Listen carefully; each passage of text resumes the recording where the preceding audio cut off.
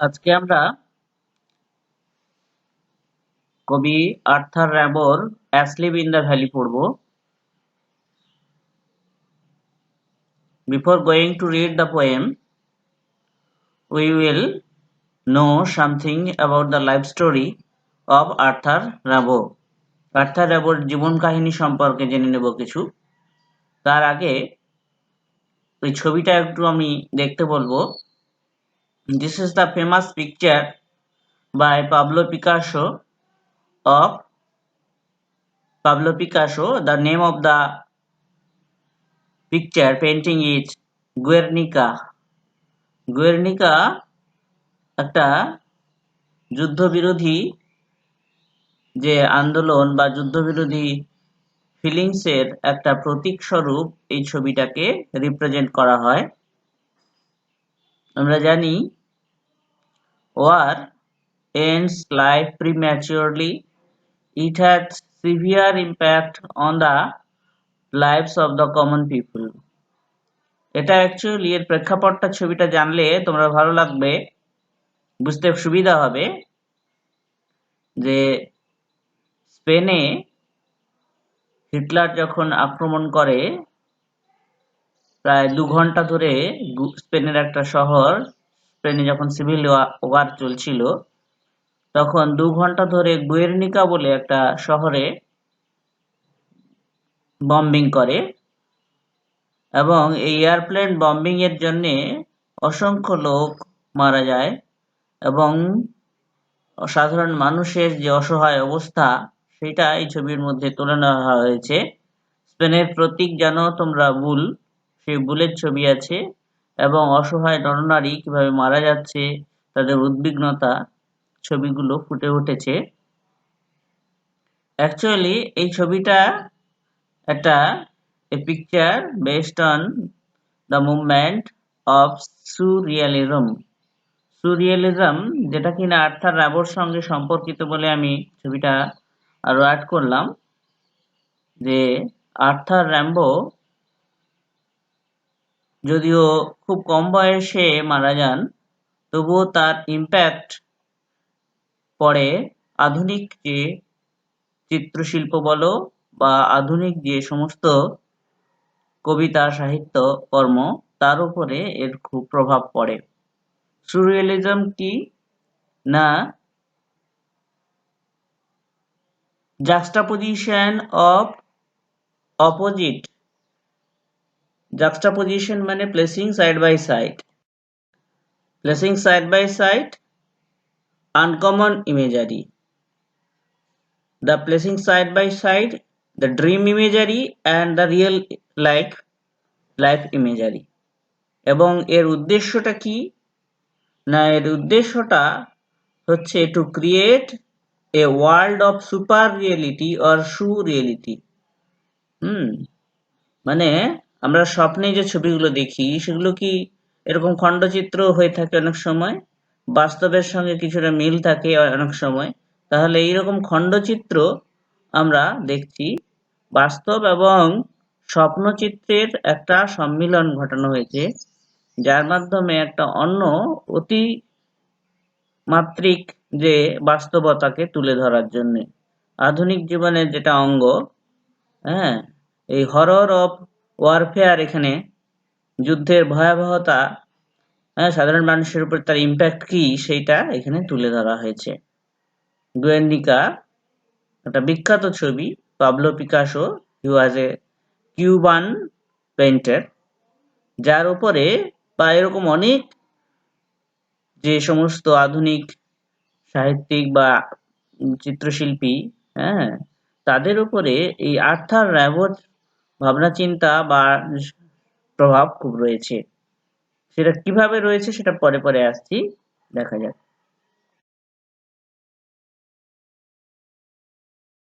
একটা বিখ্যাত ছবি যেখানে কাঁটাতারের বাড়ির মধ্যে কিভাবে আমরা মানুষেরা যুদ্ধের কারণে, মানুষ অসহায় ভাবে কিরকম রয়েছে, বন্দী হয়েছে, কষ্ট পাচ্ছে। আমাদের সীমান্তে এরকম বেড়াও দিয়ে রাখি, মানুষে মানুষে ভেদাভেদ তৈরি করি। দেখো কিছু প্রশ্ন সম্মুখীন আমরা হই আগে, তারপরে বুঝতে পারবো ব্যাপারটা আরো কষ্ট। For what does a soldier die? কি কারণে একজন সৈনিক মারা যায়? সৈনিক কি কারণে মারা যায় যদি প্রশ্ন করা হয়? আমরা অনেকে ভাববো যে দেশের জন্য তারা প্রাণ ত্যাগ করে, a soldier dies for his country for a noble cause. হ্যাঁ, কিন্তু অ্যাকচুয়ালি সৈনিকরা সত্যি কি মারা যেতে চায়? সৈনিকরা সত্যিই কি সবসময় দেশপ্রেমের কারণে মারা যায়, নাকি তাদেরকে মারা হয়? এই প্রশ্নগুলো সম্মুখীন আমাদের করবে এই কবিতাটি, অ্যাসলিপ ইন দ্য ভ্যালি কবিতাটি। What would be your feelings when a young soldier dies prematurely? একজন কম বয়সী সৈনিক যখন খুব পরিপূর্ণতা পাওয়ার আগেই যখন মারা যাচ্ছে, তোমার কি অনুভূতি হয়? কেমন কষ্ট হয়? একজন প্রিম্যাচিওরলি যখন মারা যায়, তার কিন্তু অনেক সম্ভাবনা ছিল, অনেক ভালো হওয়ার কথা ছিল, দেশের এবং সমাজের কল্যাণে অনেক কিছু করার কথা ছিল। সে যখন মারা গেল, তখন হ্যাঁ, তার তো জীবন ব্যর্থ হলোই, কিন্তু সমাজ উপকৃত হওয়ার সম্ভাবনা যে ছিল, সেটাও ব্যর্থ হলো। Do you know who are called anti-war poets? যুদ্ধবিরোধী কবি কারা, তোমাদের ধারণা আছে? এই আর্থার র্যাবোর মৃত্যুর পরে পরে এইগুলো বেশি করে শুরু হয়। হ্যাঁ, কারণ বিংশ শতকেই এই যুদ্ধ ভয়াবহতাটা বেশি পরিলক্ষিত হয়। 1891-তে আর্থার র্যাবো মারা যান, এবং 1914-তে যে আমাদের, তার আগে অনেক যুদ্ধ হয়েছে, তার ফলশ্রুতিতে আর্থার র্যাবো এই কবিতাটা লিখেছেন, কিন্তু 1914-তে আমাদের বিশ্বযুদ্ধ শুরু হয়। আবার দ্বিতীয় বিশ্বযুদ্ধ শুরু হয় আমরা জানি 1939। তা এই বিশ্বযুদ্ধগুলোর ভয়াবহতা কবি সমাজকে নাড়িয়ে তোলে, তারা যুদ্ধবিরোধী কবিতা লেখেন। ইংল্যান্ডে এরকম অসংখ্য কবি রয়েছেন, তার মধ্যে Wilfred Owen, Siegfried Sassoon, Rupert Brooke, এদের নাম খুব উল্লেখযোগ্য। তারা ওই আর্থার র্যাবোর এইরকম ভাবনা চিন্তা দ্বারাও কিন্তু প্রভাবিত হয়েছিলেন।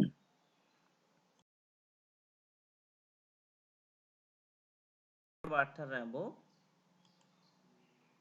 ফুল নেম জিন নিকোলাস আর্থার র্যাবো। তার জীবন কাহিনী সম্পর্কে একটু জেনে নেওয়া যাক। আর্থার র্যাবো ফেমাসলি নোন অ্যাজ বয় পোয়েট, বালক কবি হিসেবে পরিচিত, কারণ খুব কম বয়সেই তিনি কবিতা লেখা শুরু করেন। was born on 20th October 1854 in Salvelle of France. Salvelle of ফ্রান্সে 1854 সালের 20 অক্টোবর তার জন্ম হয়। Father Frederic Rimbaud and mother Marie Catherine Vitalie Rimbaud. দেখো, তার মা বাবার সম্পর্ক ভালো ছিল না। His father left them when Arthur was only 6 years old, এবং Marie Catherine Vitalie Rimbaud had to take care of 4 children, এবং তার দ্বিতীয় সন্তান ছিলেন এই আর্থার র্যাবো। হ্যাঁ, আর্থার র্যাবো কিন্তু তার মায়ের যে স্নেহ থেকে অনেকটা বঞ্চিত হন, কারণ তার মা খুব কাঠিন্য বা খুব রুক্ষ হয়েছিলেন। তার কারণ তার অনেক দায়িত্ব পালন করতে হয়েছিল, জীবনে তিনি সুখী ছিলেন না। And she was an orthodox Christian, হ্যাঁ, গোঁড়া একজন খ্রিস্টান ছিলেন। সেই কারণে তার সঙ্গে এই দ্বিতীয় সন্তান আর্থার র্যাবোর ভালো সম্পর্ক ছিল না। He had left many times their home, তাদের বাড়ি অনেকবার ছেড়ে চলে গেছিলেন এই কারণে। যাই হোক, তার জীবনে তার যে কবিতাগুলোয় তার অনেক প্রভাব দেখা যায়। তার ছোটবেলার এই নিঃসঙ্গতার জন্যে, নিঃসঙ্গতা ফুটে উঠেছে বিভিন্ন কবিতায়। তার কবিতাগুলো অসাধারণ। He started writing poems at his boyhood and stopped writing at the age of 20. মাত্র 20 বছর বয়সে তিনি কিন্তু কবিতা লেখা পুরো ছেড়ে দেন। মানে 1854 শুরু হলো তার জন্ম, এবং 20 বছর মানে 1874 কবিতা লেখা তার শেষ হয়ে যায়।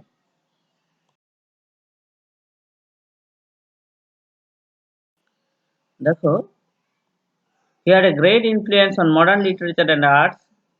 আধুনিক যে সাহিত্য এবং শিল্পের উপর তার খুব প্রভাব ছিল। His famous works including True Music, Evening Prayer, Illuminations, এগুলো সব translation from his original French works. A Season in Hell, The Drunken Boat, এছাড়া আরো অনেক রয়েছে, এগুলো উল্লেখযোগ্য বলা হয়েছে। After he abandoned writing, he started dealing in arms and coffee, and traveled extensively in 3 continents, অনেকগুলো মহাদেশে তিনি ভ্রমণ করেন। However, the blooming of his talents at so early an age and its sudden extinction is really surprising. যাই হোক, তার হঠাৎ করে এই প্রতিভা যে এত ছড়িয়ে পড়েছিল হঠাৎ করে, এবং হঠাৎ করেই কি করে সেটা এক্সটিংক্ট হয়ে গেল, লুপ্ত হয়ে গেল, সেটা সত্যি সত্যি আশ্চর্যজনক।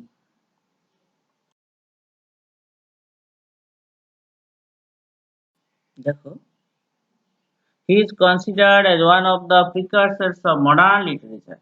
আধুনিক যে সাহিত্য তার প্রিকারসার ছিলেন, মানে তার ভাব বা তার লেখা থেকেই, এরকম আরো অনেক লেখক ছিলেন, তার মধ্যে উল্লেখযোগ্য হলেন আর্থার র্যাবো। তার লেখার দ্বারা পরবর্তী যে আধুনিক সাহিত্য, ভাবনা চিন্তা, তাদের লেখার স্টাইল সব গড়ে উঠেছিল।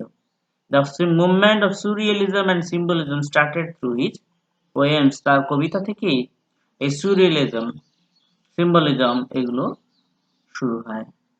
surrealism মানে আগেই বলেছি, placing side by side the dream and real images. Dream images and images are placed side by side to reveal unconsciousness, মানে to reveal super reality.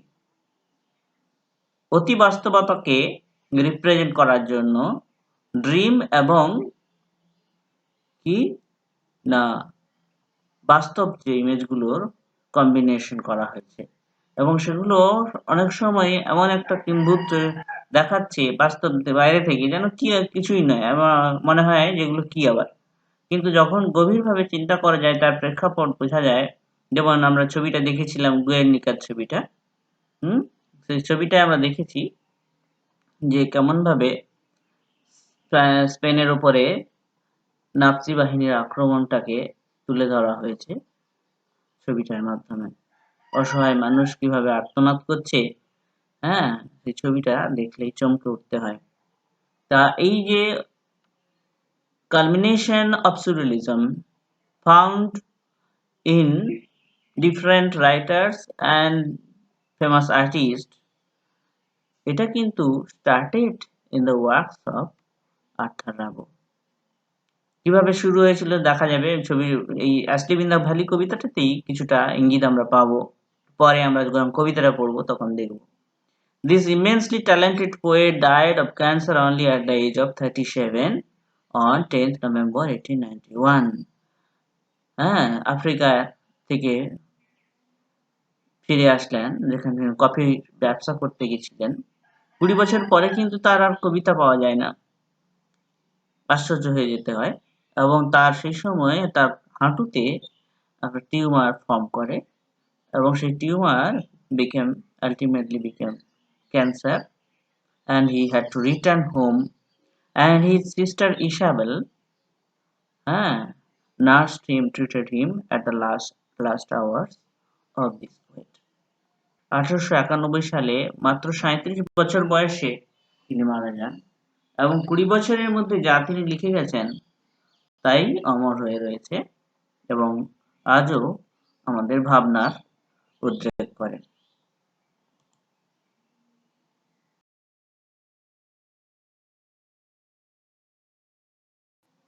দেখো,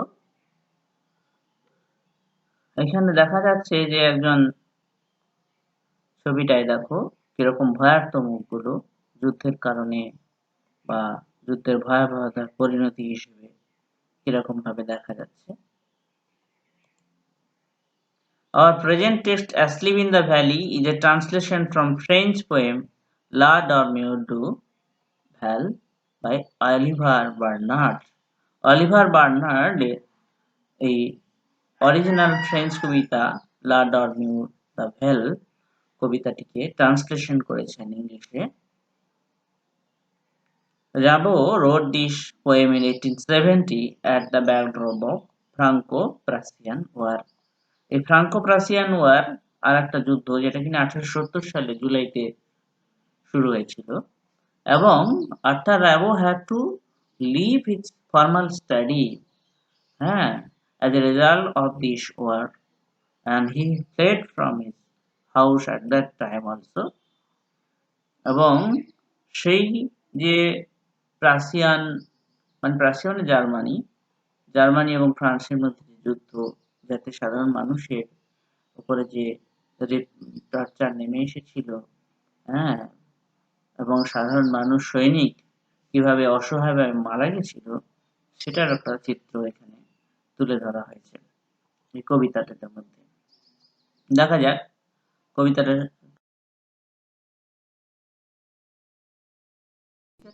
বলার আগে এখানেও আমরা দেখব যে Asleep in the Valley, here you will find a soldier lying. Soldier শুয়ে আছে কোথায়?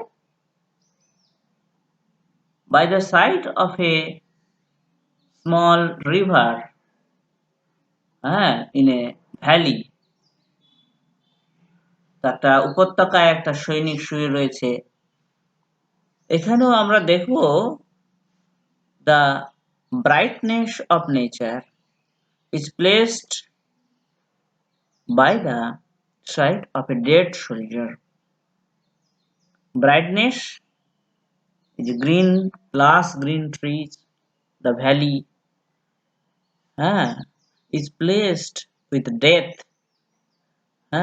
মৃত্যুর সঙ্গে সঙ্গে মৃত্যুর পাশে রাখা হয়েছে। আমরা প্রথম থেকে যেন মনে হবে this is a romantic poem and it is depicting nature minutely. খুব পুঙ্খানুপুঙ্খভাবে যেন প্রকৃতিকে বর্ণনা করা হচ্ছে, এমন একটা দেখতে পাবো। প্রকৃতির বর্ণনা আছে এখানে, এত সুন্দর মনে হবে যেন এটা প্রকৃতির বিষয়ক কবিতা, রোমান্টিক কবিতা, as written by Wordsworth, Shelley, Keats.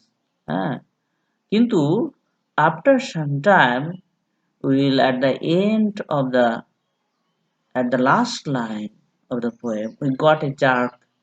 আমরা একটা ঝাঁকুনি পাবো যে at the mention of two red holes by the side on the side of that soldier. দুটো লাল রঙের গর্ত যখন কথা উল্লেখ করা থাকবে, কোথায় না এই লাল গর্তটা হয়েছে কোথায় না ওই সৈনিকের দেহের এক প্রান্তে। এবং তখন আমরা we can clearly understand the soldier is not taking rest, actually he is a casualty of war. তখন আমরা বুঝতে পারবো যে সৈনিকটি আসলে কি না, সৈনিকটি আসলে কিন্তু কে নয়, মানে রেস্ট নিচ্ছে তা নয়, সৈনিকটি আসলে কি করছে, গুলিবিদ্ধ হয়ে মৃত অবস্থায় পড়ে রয়েছে। তাহলে দেখো এই যে সুরিয়ালিজম বলছিলাম, যেন dream like situation has been created, একটা স্বপ্নের মতো পরিস্থিতি তৈরি হয়েছে। টু এক্সপ্রেস সুপার রিয়েলিটি, অতি বাস্তবতাকে প্রেজেন্ট করবার জন্য, যুদ্ধের ভয়াবহতাকে প্রেজেন্ট করবার জন্য। তাহলে দেখো এই ভাবনা চিন্তা পরে পরে আরো ফ্লারিশ হয়েছে আধুনিক যে বিংশ শতকের কবিদের মধ্যে, শিল্পীদের মধ্যে। কিন্তু তার জন্ম 1870 বা সেরকম সময়ে, সমসাময়িক লেখনীর মধ্যে। আর্থার র্যাবো ছিলেন যার অগ্রগণ্য যে আন্দোলনের। তা দেখো এখানে একটা ছবি দেওয়া হয়েছে, যেন কত সুন্দর একটা ছবি, প্রাকৃতিক দৃশ্যের ছবি। কবিতাটা পড়া যায়। This is written in sonnet form. এই কবিতাটা সনেটের আকারে লেখা, অক্টেভ আর সেস্টেপ যেন সনেটে রয়েছে। সনেট মানে 14 লাইনের কবিতা। পেত্রাকান সনেট স্টাইলে লেখা হয়েছে। পেত্রাক ছিলেন ইতালির একজন সনেটিয়ার, যার অনুসরণে অনেক আধুনিক কবিতা লেখা হয়েছে। এই 14 লাইনের কবিতা প্রথম 8 লাইনকে আমরা বলি অক্টেভ, শেষ 6 লাইনকে আমরা বলি সেস্টেট। এই অক্টেভ পার্টে কি থাকে না, কবি কি দেন না একটা চিত্র তুলে ধরেন, আর সেস্টেট পার্টে মূল বিষয়টা উল্লেখ থাকে, মানে কবির কি উদ্দেশ্য আমরা জানতে পারি। এখানেও তাই হবে, দেখো কবিতাটা পড়ে যাক। A small green valley where a slow stream flows. একটা কি না ছোট্ট সবুজ উপত্যকা, যেখানে একটা ধীরগতি সম্পন্ন স্ট্রিম মানে ছোট নদী বয়ে চলেছে, and leaves long strands of silver on the bright grass. এবং লিভস মানে ফেলে রাখছে, abandons deposits a long strands of silver, strands মানে থ্রেড, সুতোর মতো অনেক গুচ্ছ সুতো, যেখানে রূপলি কালার সুতো যেন পড়ে রয়েছে, তার উপরে অন দ্য ব্রাইট গ্রাস, উজ্জ্বল রঙের উজ্জ্বল সবুজ ঘাসের উপর। যেন দূর থেকে মনে হচ্ছে as if you look at this rivulet from a distance, you will see a long strands of silver spreading over this green valley. দূর থেকে দেখে মনে হবে কি না যেন একগুচ্ছ রূপলি সুতো পড়ে রয়েছে, কোথায় না উজ্জ্বল সেই ঘাসের উপরে, at the foothills of the hillocks. এই যে হিলক গুলো, পাহাড়, চারপাশে পাহাড় রয়েছে তার পাদদেশে। From the mountain top stream the sun's rays. Mountain top মানে পাহাড়ের যে একদম পর্বতের উপর থেকে কি দেখা যাচ্ছে, stream the sun's rays. Stream মানে ফ্লো ডাউন, এখানে নদী নয়, আগে স্ট্রিম মানে নদী ছিল, এখন flow down.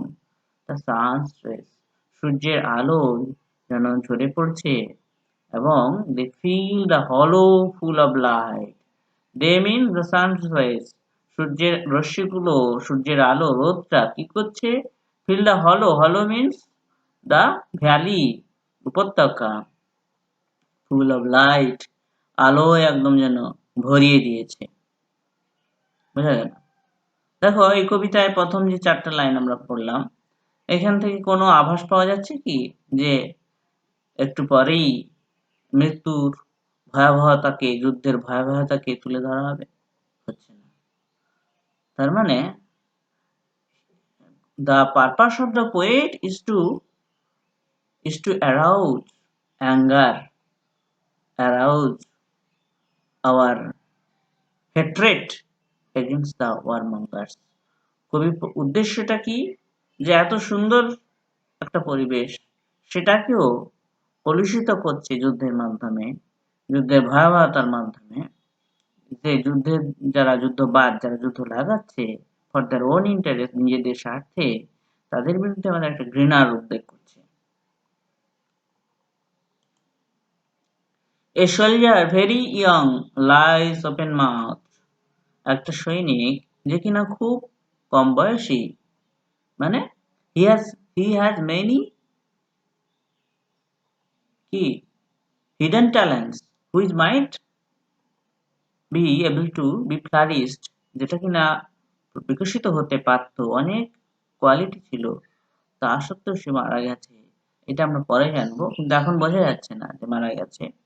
A soldier very young, খুব কম বয়সী, লাইজ ওপেন মাউথ, যে কিনা হাঁ হয়ে শুয়ে আছে, উইথ গ্যাপিং মাউথ, হাঁ করে শুয়ে আছে। A pillow made of fern beneath his head. তার মাথার নিচে কি রয়েছে, এ পিলো, একটা বালিশ রয়েছে, যেটা কিনা মেড অফ ফার্ন, ফার্ন ঘাস দিয়ে তৈরি হয়েছে, যে বালিশটা, মানে actually his head, that dead soldier's head, is on the bush of ferns. ফার্নস গাছের ঝোপের উপরে তার মাথাটা পড়েছে, and it seems to the poet as if the nature is giving a all the comforts he needs at his deathbed. মৃত্যুশয্যায় যত রকম comfort আরাম আছে প্রকৃতি যেন তাকে দিতে চাইছে। প্রকৃতি তাকে, মানুষ তো তাকে রাখেনি, মানুষ তো মেরে ফেলেছে, হ্যাঁ, যুদ্ধবাজ স্বার্থপর মানুষরা। So nature, the mother nature wants to give comfort to the dead soldier. মৃত সৈনিককে যেন আরাম দিতে চাইছে, সেই জন্য তার মাথা, his head is placed on the fern pillow made of fern. হ্যাঁ, ফার্ন গাছের তৈরি পিলোর উপর তার মাথাটা রয়েছে। অ্যাসলিপ মানে ঘুমন্ত অবস্থায় রয়েছে। Actually we do not know now at the first reading, প্রথম পড়লে এটা বুঝতে পারবো না যে as if he is sleeping, it seems to the reader, পাঠকদের মনে হবে যেন ঘুমোচ্ছে, but actually he is in his eternal sleep. আসলে সে রয়েছে কি, তার চির ঘুমে সাহিত্য রয়েছে, এটা পরে জানবো আমরা। Stressed in the heavy undergrowth, stress, his body is straightened, তার শরীরটা প্রসারিত হয়ে রয়েছে, in the heavy undergrowth, undergrowth মানে বুশ, স্ট্রবেরি, হ্যাঁ, প্ল্যান্টস, ঝোপঝাড়, তাকে বলে আন্ডারগ্রোথ। হেভি আন্ডারগ্রোথ মানে ডেন্স, ঘন ঝোপের উপরে তার শরীরটা প্রসারিত হয়ে পড়ে রয়েছে। Pale in his warm green sunsoaked bed, একটু ইঙ্গিতে রয়েছে পেল কথাটার মাধ্যমে।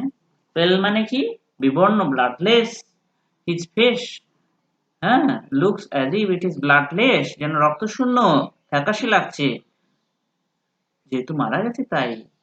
সেটা কিন্তু আমরা এখন জানি না, কবি একটু ইঙ্গিত দিলেন এই পেল কথাটার মাধ্যমে। In his warm green sunsoaked bed, কোথায় শুয়ে রয়েছে সে, ইন ইজ ওয়ার্ম, এখন শীতকাল, শীতে ওয়ার্ম, উষ্ণতা চায়, হ্যাঁ, শরীর চায় উষ্ণতা, সেই কারণে Mother Nature keeps the soldier warm with her sunlight, সূর্যের আলোর দ্বারা উষ্ণ রাখছে। গ্রিন তার বেডটা, হ্যাঁ, সানসোকড বেড, সানবাথড বেড, হ্যাঁ, সানসোকড মানে সানবাথ, সূর্যের আলোয় যেন একদম হয়ে রয়েছে, ভরে আছে, সূর্যের আলোয় যেন একদম উষ্ণ হয়ে রয়েছে তার বিছানাটা।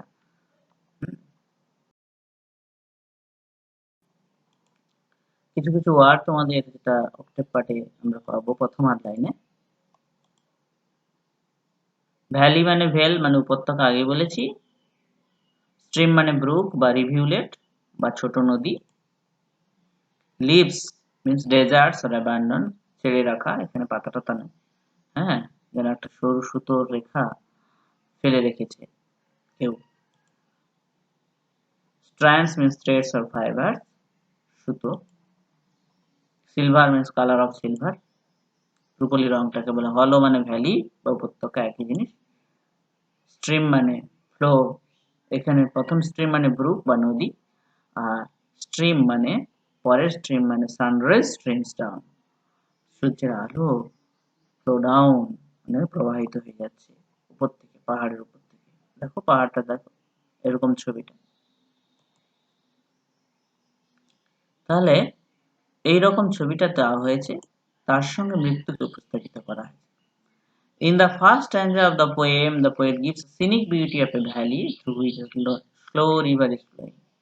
একটা খুব সুন্দর একটা প্রাকৃতিক সৌন্দর্যের ছবি তুলে ধরা হয়েছে একটা উপত্যকার, যার মাঝখান দিয়ে কি প্রবাহিত, একটা ধীর গতির নদী প্রবাহিত হয়ে যাচ্ছে।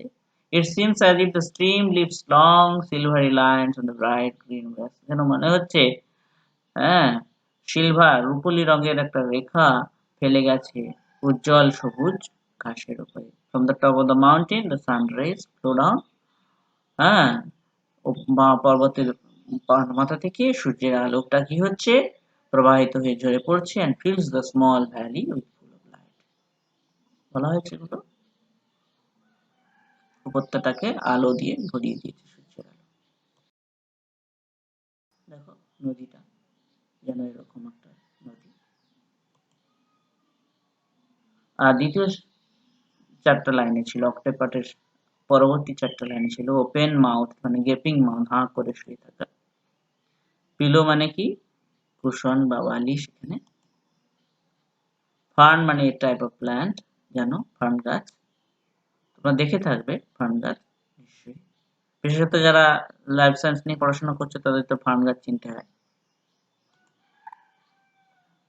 বিনিথ মানে আন্ডার, অ্যাসলিপ মানে স্লিপিং মানে ঘুমন্ত, স্ট্রেস মানে এক্সটেন্ডেড, স্ট্রেটেন্ড মানে প্রসারিত, তার বডিটা প্রসারিত রয়েছে। ডেন্স কার মানে হেভি, হেভি আন্ডারগ্রোথ বলা হয়েছে না, হেভি মানে ঘন ঘন, আর আন্ডারগ্রোথ মানে স্ট্রবেরি বুশ ঝোপঝাড়। পেল মানে কালারলেস আর ব্লাডলেস, তা সানসক্ট মানে সানওয়ার্মড সানবাথ, সূর্যের আলোয় উষ্ণ বা সূর্যের আলোয় যেন স্নাত হয়েছে।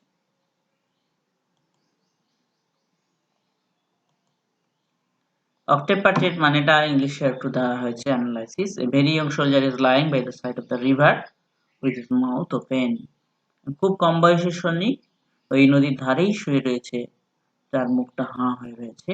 Mother Nature takes care of him by providing a pillow made of fern under his head. মা প্রকৃতি মা কি করছে, তার যত্ন নিচ্ছে তাকে একটা বালিশ দিয়ে, যেটা কিনা ফার্ন ঘাসের তৈরি, তার মাথার নিচে। Dense bushes here works for his quilt. ঘন ঝোপঝাড় কি করছে, তার বালিশ সরি তোষক হিসেবে কাজ করছে। আপন হুইচ ইজ বডি স্ট্রেসড, যার উপরে তার বডিটা প্রসারিত।